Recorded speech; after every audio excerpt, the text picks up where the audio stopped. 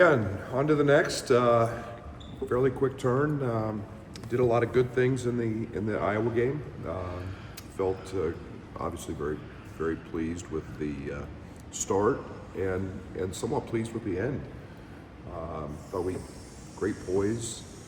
We didn't have a lot of things go our way in that time frame, and yet made free throws, made plays, got.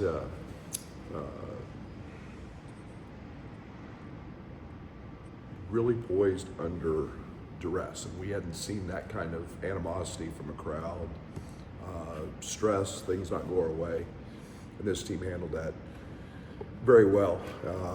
So felt good about that. A lot of things to learn from in that game. We've talked with our guys about some of those things, and yet now we get faced with the leading scorer in the country, Northwestern. Much better than what their record is showing. They've led in the second half of every one of those games. They're very physical.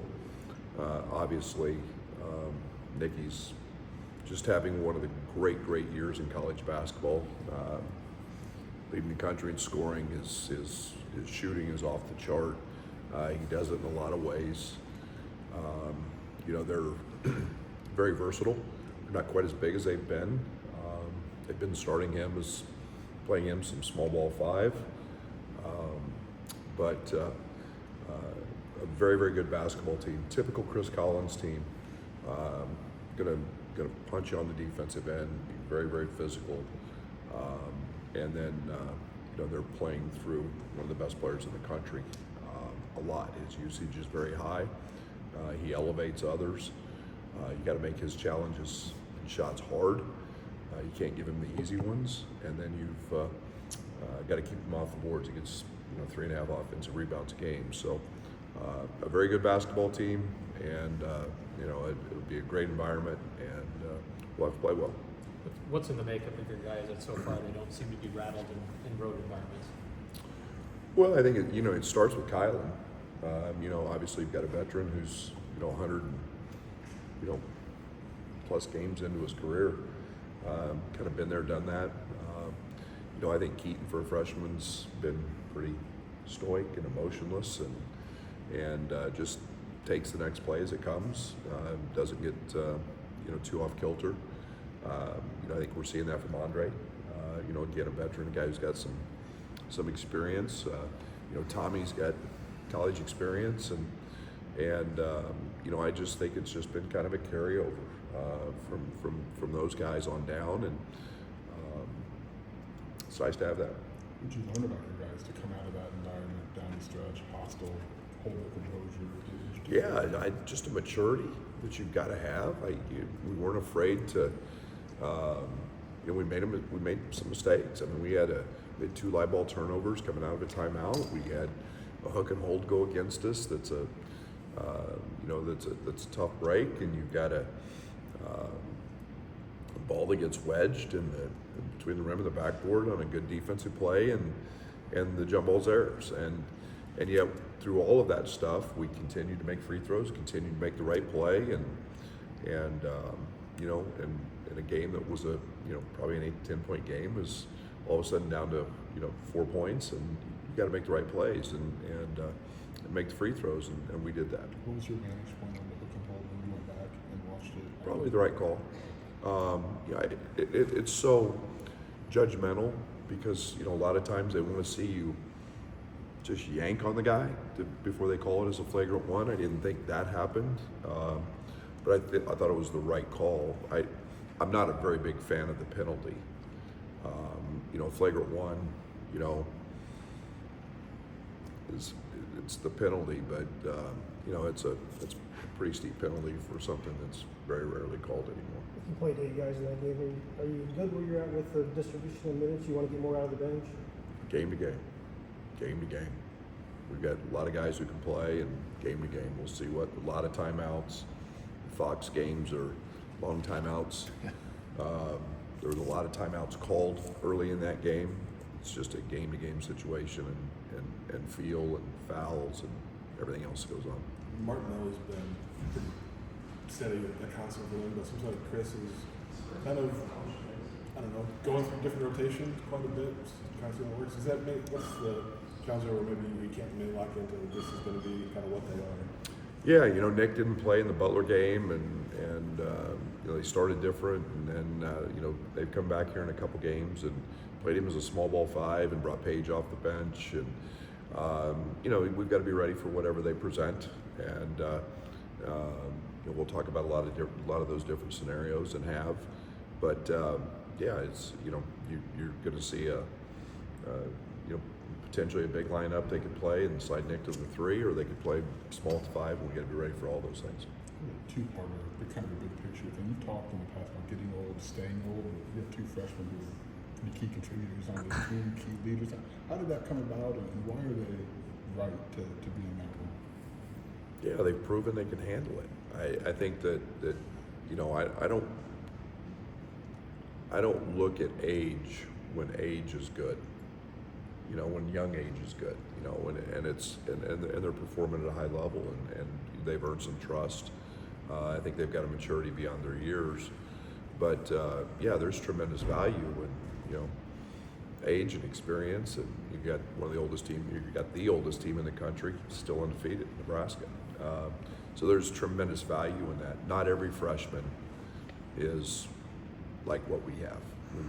We've gotten very fortunate there, and you know, guys did a great job evaluating, and you know, we're the recipient of that. But they've earned everybody's trust. When you say, like, you have older guys, Kylan's played 100 games or whatever, how did you see those 2 over the course of the summer, preseason, season, earn that trust? And because Kylan clearly believes, Andre believes in them. Yeah, and I mean, it was a fight every day because they were going to, Kylan and Keaton were going against each other, and it was, you know, all of a sudden you start seeing a young kid not back down and a young kid kind of hold his own, and you know what, you know, Kylan's ultra competitive, and now all of a sudden you throw Andre in there at 6'6" and physical and experience and holding his own, and it's just you know, it's one of those things that I think it was earned. It happened in not a short time frame. It happened over the course of the summer or the start of early practices, and I think everybody, as we continued working out, said, okay, this could be something pretty good, and he's played into that and earned that responsibility, as has Mark. What's allowed this team to maybe match up on the way you want to on offense, and then defensively maybe handle whatever, you know, other kind of, you know, lineup they might see? Yeah, I think you know, Tyler's done a really good job offensively of kind of figuring it out. We've got a lot of action guys. You know, I like to think we've got 4, maybe 5. You know, that we can create actions with, create mismatches. We liked a lot of the mismatches early with Andre in the Iowa game. You know, we liked some of those options with Merck. Late, it was Keaton. You know, we can put Bam in a lot of those as well. So it's just about finding those matchups, having the right personnel.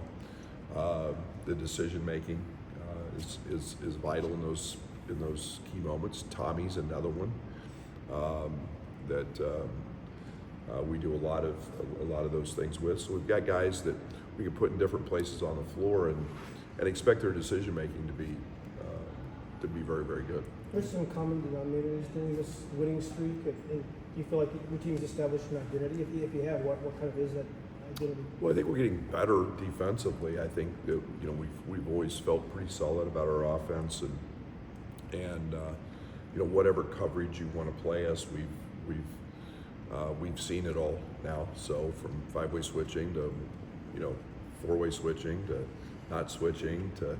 So I think we feel good that way. I think it's been a struggle defensively through the first semester to get where I thought we could be, and we've made strides there. So I think we're getting tougher. I think we're getting more of an ability to not make mistakes. That's coming from communication, just connectivity of practice and being together, and so. I think we're getting there. I don't think we're there yet. I think we've still got a few steps to go before we get to the ceiling. You see Tyler kind of directing traffic offensively during the games, but how much have you seen him players notice or realize or understand those matchups you're looking at just on the Yeah, they're getting pretty good at it. We don't run much.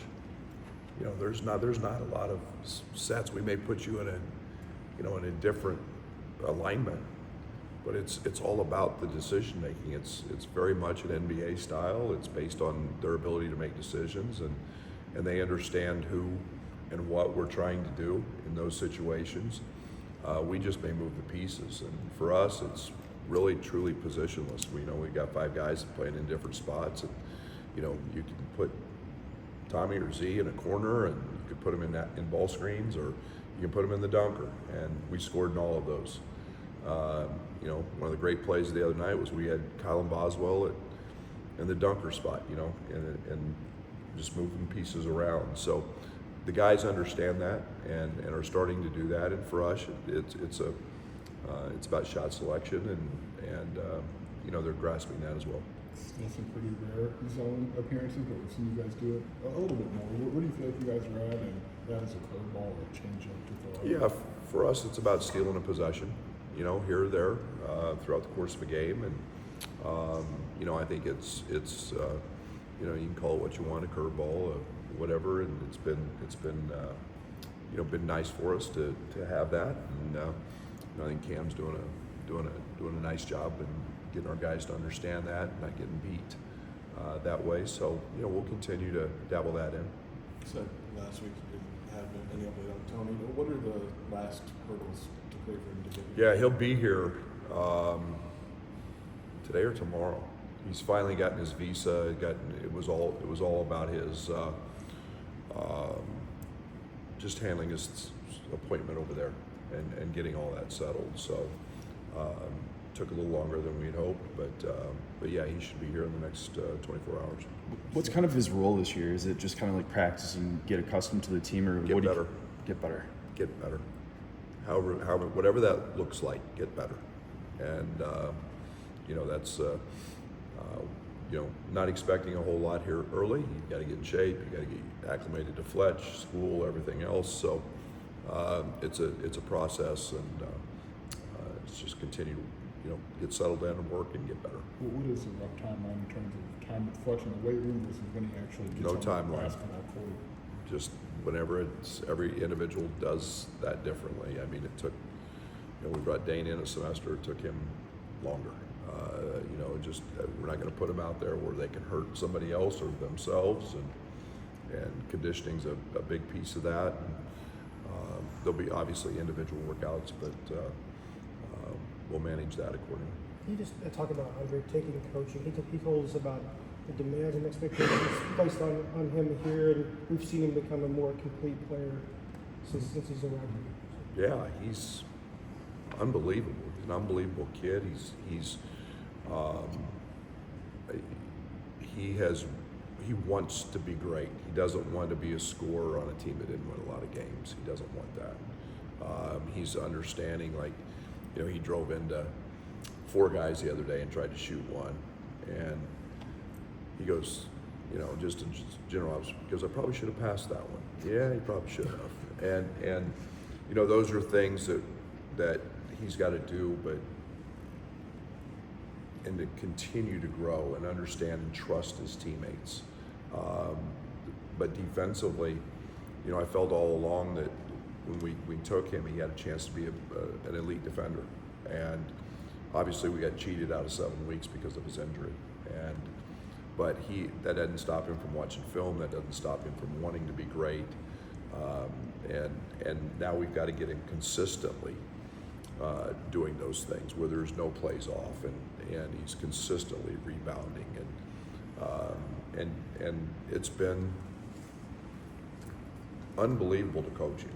And you know, just because it's, you know, he's starting to understand that not every night's his night offensively. Some night, that's what happens when you've got a bunch of guys averaging, you know, double figures, and gonna teams load up and scouting and all of that. It's what happens on a winning team. He's just been unbelievable at how he's approached it and handled it. Thank you.